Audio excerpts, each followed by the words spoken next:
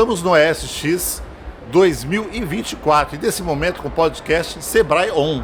E nós estamos agora contando com Rafael Kisso, CMO da MLabs, plataforma líder de gestão de mídias sociais no Brasil. E em 2017 foi eleito como o melhor profissional de planejamento digital pela Abrad. Rafael, gostaríamos de saber contigo, como a MLabs utiliza dados para otimizar a gestão das mídias sociais?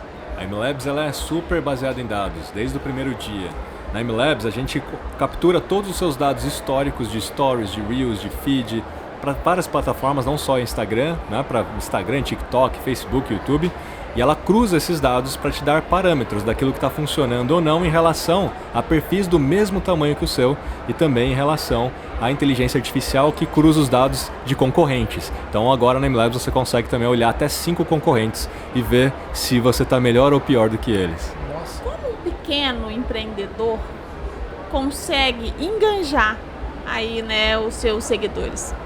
Engajamento é sempre uma linha tênue, né? Porque a gente precisa engajar e vender mais. Então, engajamento por engajamento é sempre um risco, senão a gente entra numa trend, uma dancinha qualquer e atrai as pessoas erradas.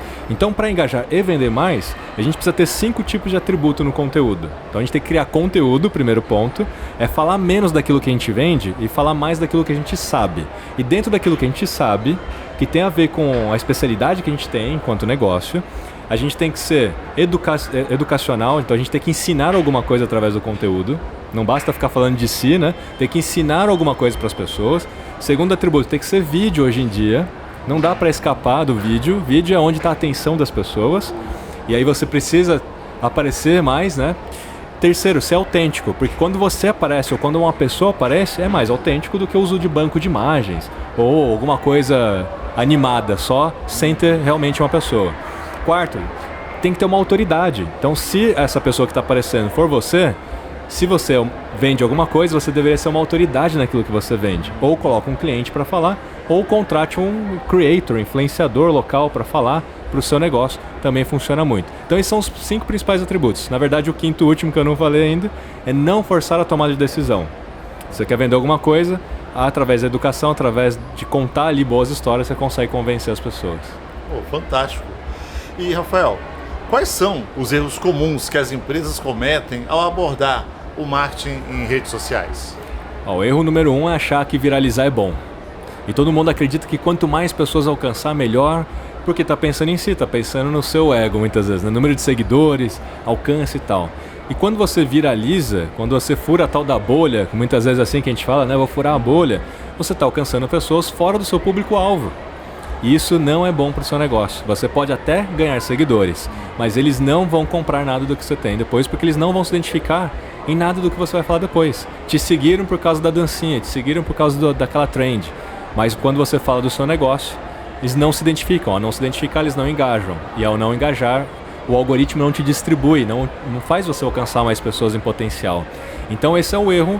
Achar que viralizar é bom, achar que alcançar o máximo possível é bom, e não é. Você tem que alcançar as pessoas certas. E esse é o principal problema, é a causa raiz dos problemas dali em diante em todos os perfis de Instagram, de Facebook, TikTok.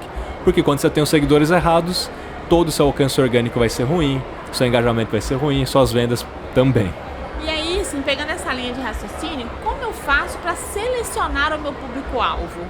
A gente precisa usar os sistemas de mídia paga dentro de cada uma dessas plataformas de mídias sociais. Então existe o Meta Ads, que é do Instagram, Facebook. A gente tem o TikTok Ads, tem o LinkedIn Ads, todos eles têm um Ads.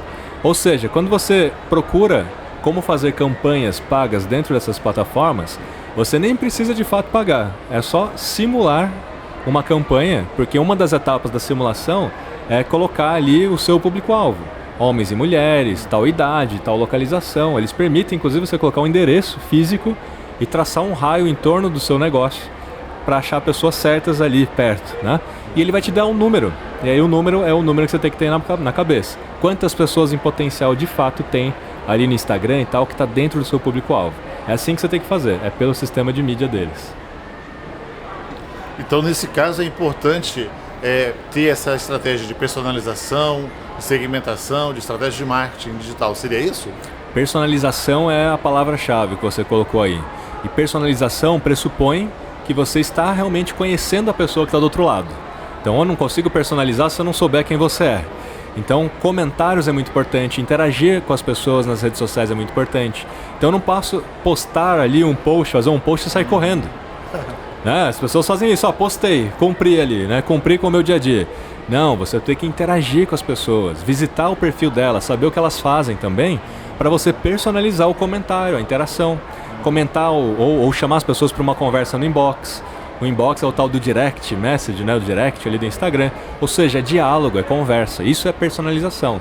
E quanto mais personalizado, mais a pessoa tende a converter, porque ela entendeu que ela teve atenção. Ela não é mais um número, não é mais uma pessoa qualquer. E qual é a frequência de conteúdo? Frequência de posts é sempre uma pergunta recorrente, mas para entender a frequência de posts, a gente tem que entender a frequência de vezes que eu apareço para as mesmas pessoas. Sabe aquela frase, quem não é visto não é lembrado? Ela é verdade. Então eu preciso aparecer pelo menos de 2 a 3 vezes por semana para a mesma pessoa, para fazer ela lembrar de mim em 95% das vezes. E ela também aumenta a intenção de compra. Essa frequência também aumenta a intenção de compra, porque ela vai entendendo o que eu tenho ali como solução, o que eu tenho como produto. Isso não determina ainda a quantidade de posts, mas ela ajuda a chegar no número de posts. Porque se eu pegar no meu próprio Instagram, falando de Instagram que eu acho que a maioria das pessoas aqui usam, se você pegar o número de impressões que os seus conteúdos tiveram no Instagram e dividir esse número de impressões por número de contas alcançadas, nos últimos 7 dias, porque tem que ser por semana, você encontra a frequência de impactos atual. Se ela for menor do que 2, você precisa aumentar o número de posts. Se ela for muito maior do que 8, você precisa redistribuir os formatos que você está trabalhando. Às vezes você está fazendo pouco Reels e muito Stories. Então você tem que fazer um pouco mais de Reels, um pouco menos de Stories para equilibrar esse jogo. Então veja que não existe uma fórmula mágica, não existe um número pronto, né? Eu falo sempre, não existe mágica, existe lógica. E essa é a lógica. É de frequência de vezes que você aparece para a mesma pessoa. Interessante. E falando nisso, como é que a criatividade pode ser combinada com dados para criar, então, campanhas eficazes? Tudo dentro das mídias sociais é sobre arte e ciência. A maioria pensa que é só fazer um post bonitinho, fazer um post legal, que tem uma estética bacana. Isso é arte. Ou só pensar no conteúdo em si. O conteúdo tem que ser muito bom, o conteúdo tem que ser relevante. Também é importante. Isso é arte. Mas se a gente não entender da ciência, ou seja, se a gente não entender a lógica por trás das mídias sociais, a gente não consegue aumentar a distribuição daquele conteúdo. Às vezes você fez a melhor arte do mundo, você é o artista mais legal que tem no seu setor, mas você está falando com a parede, não está falando com ninguém, né? O post não está alcançando as pessoas. Então, para dar um exemplo concreto de ciência, um conteúdo, para ser distribuído, ele tem que ter 3 partes. A primeira parte é chamar a atenção, a segunda parte é reter as pessoas, a terceira parte é a interação. Atenção, retenção e interação. Na atenção, tem que usar títulos, ganchos, polêmicas, depende de cada um aí, para chamar a atenção. Chamei a atenção nos 3 primeiros segundos, eu tenho que reter essa pessoa agora o máximo possível dentro daquele conteúdo. Se eu atingir pelo menos 25% de retenção, por exemplo, num vídeo como um Reels, o algoritmo do Instagram passa a me distribuir mais para não seguidores. E aí eu tenho que também chamar a interação. Eu tenho que fazer as pessoas quererem comentar os meus posts. Então o título que eu vou colocar pode ser uma pergunta, para que elas possam responder essa pergunta. Então veja que tem um pouco mais de ciência, além da arte, a gente vai equilibrando as duas coisas. E aí, qual é o melhor horário para a gente postar no Instagram, por exemplo? Existem os horários de pico, né, onde os brasileiros usam mais as mídias sociais. Resumidamente, quando acorda, à tarde, não é no almoço, impressionante, né? A gente acha que é almoço, é um pouco mais à tarde, a galera procrastina um pouco, né? Então vai usar as mídias sociais. E à noite, ali por volta de 7, 8 da noite. A gente tem 3 grandes picos. A maioria vai pensar em publicar em um desses 3 grandes picos porque tem mais gente. Se tem mais gente, tem mais audiência. Mas é um pensamento que não está muito coerente com os resultados que você vai obter. Porque se você postar nos horários de pico, e todo mundo postar nos horários de pico, você vai concorrer com muita gente. E aí vai ter um congestionamento. O algoritmo vai ter que selecionar ainda mais aquilo que ele vai querer mostrar. Então a probabilidade de você ser o escolhido ou a escolhida é menor. Então o ideal é você postar um pouco antes dos horários de pico, para que se você passar pelo crivo do algoritmo, que vai ser mais fácil porque tem menos competição, quando chegar no horário de pico você já está sendo distribuído. Então é dessa forma que você vai levando melhor essa história dos horários. Beleza. E assim, que dicas, né, você poderia sugerir para que os posts, né, tenham curtidas, um aumento de engajamento, se transformem realmente em vendas efetivas? Aqueles atributos que eu dei, né, sobre aquele conteúdo que engaja e vende, eles são fundamentais e respondem também essa pergunta. Mas eu posso entrar um pouco mais na questão mesmo do comentário, que é o principal. Que você colocou likes, né, comentários, compartilhamentos. Mas o comentário hoje é o principal porque redes sociais são sociais. Então é sobre diálogo, é sobre comentário, é sobre relacionamento. Se você cria conteúdos que estimulem comentários, provavelmente esse conteúdo vai ser mais distribuído, vai ter maior alcance, porque é a interação mais difícil das pessoas fazerem. Um like é muito fácil, todo mundo dá, né? Mas quando a gente olha nos dados e comprovadamente a gente vê que todos os conteúdos que têm mais comentários têm maior alcance. Porque é de fato a interação mais difícil, portanto é a que tem maior peso para o algoritmo entender que aquele conteúdo é mais relevante. Então, sabendo que o comentário é tão importante, como é que você estimula comentários? Porque o comentário vai atrair inclusive as pessoas certas. Ou você vai descobrir se são as pessoas erradas, né? Porque pelos comentários também você descobre. Então o comentário vai te ajudar em inúmeras formas a saber se é a pessoa certa, se é a pessoa errada.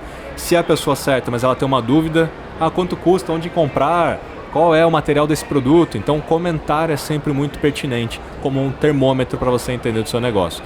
Pode ser através de uma pergunta na imagem, um título, um gancho, uma linha tênue polêmica, dar chupeta ou não para o recém-nascido, né? Se você tem um negócio aí para bebês. Então você sempre estimula comentários. É dessa forma que você vai aprendendo melhor quem é o seu público lá dentro do Instagram. É isso. Muito obrigada. A gente queria te agradecer a sua disponibilidade de vir aqui no podcast do Sebrae, no Sebrae On. E volte sempre. Eu que agradeço. Para falar desse tema aí que é tão, né, tão debatido vasto. E tão falado e tão vasto aí para os nossos pequenos negócios. É isso aí, turma. Agradeço demais o convite. Contem comigo. É uma honra. Estamos juntos. Só queríamos pedir o seguinte. Como é que a nossa audiência consegue te encontrar nas redes sociais? Me acha lá no @RafaelKiso no Instagram ou @socialmlabs, que também tem muito conteúdo de valor. Então, Rafael Kiso com K-I-S-O. Meu sobrenome é assim. Beleza, né?